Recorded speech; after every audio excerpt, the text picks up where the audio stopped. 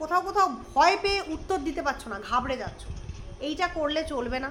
এর ওষুধ কি, কিভাবে করে এখান থেকে তুমি বেরোবে না, ঘরের দরজা জানলা বন্ধ করে বলা প্র্যাকটিস করতে হবে, প্রচুর বলতে হবে, হাত পা নেড়ে বলো, যতটা পড়ছো তার থেকে বেশি বলো।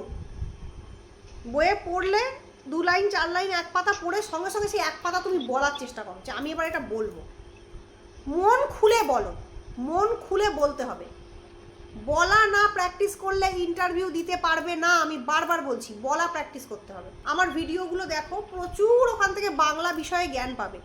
বাংলা ভাষার জন্ম রহস্য থেকে শুরু করে, তুর্কি আক্রমণ থেকে শুরু করে, বাংলা ভাষার যুগবিভাগ থেকে শুরু করে, অন্নদামঙ্গল, চণ্ডীমঙ্গল, ধর্মমঙ্গল, রামায়ণ, মহাভারত, ভাগবত, চৈতন্যদেব, কি নেই আমার চ্যানেলে সব আছে। কেউ যদি আমার চ্যানেলের 300টা ভিডিও দেখে যায় না, ভালো করে দেখে, সেই ইন্টারভিউতে অন্যদের থেকে অনেক এগিয়ে যাবে, এটুকু আমি গ্যারান্টি দিয়ে বলতে পারি। আর আমাদের এখানে এই যে তুমি বাণীপীঠ শিক্ষাঙ্গনের কোর্সটা নিলে, এই যে ক্লাসগুলো দেখলে, সেই ক্লাসগুলো দেখে তোমার কি মনে হলো, উপকার হয়েছে তো? হ্যাঁ ম্যাম, উপকার হয়েছে, অনেক কিছুই জানতাম না, বা তারপর কিরকম ধরনের প্রশ্ন আসতে পারে সেটা মানে এখান থেকেই শিখেছি, বুঝেছি।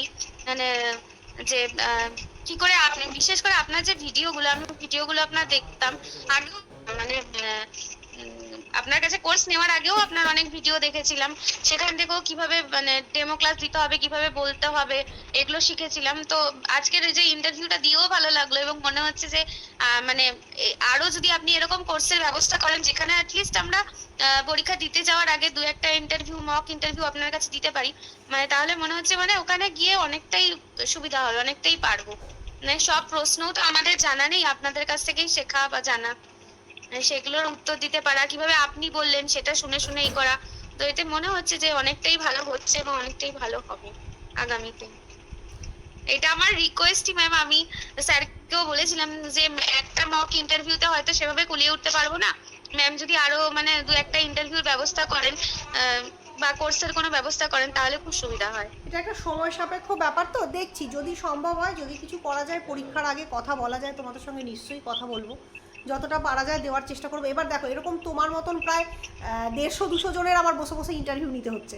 এবার আমার চাপটা বুঝতে পারছো যে আমাকে সবাইকে এরকম 20 মিনিট 25 মিনিট করে সময় দিয়ে দিয়ে করতে হচ্ছে। হ্যাঁ, সেটা বুঝতে পারছি। তো আমার ক্ষেত্রেও একটু পরিশ্রম সাধ্য ব্যাপার। তো ঠিক আছে, আমি চেষ্টা করছি যতটা করা যায়, যতটা এখনও ভর্তি হচ্ছে, মানে স্টুডেন্ট এখনও অ্যাডমিশন চলছে, তো দেখা যাক যতটা পারি পরীক্ষার আগে চেষ্টা করব তোমাদের জন্য কিছু বলার বা দেওয়ার। আর যে টিপসগুলো দিলাম, টিপসগুলো ফলো করবে, যেভাবে বললাম সেইভাবে করে চলবে।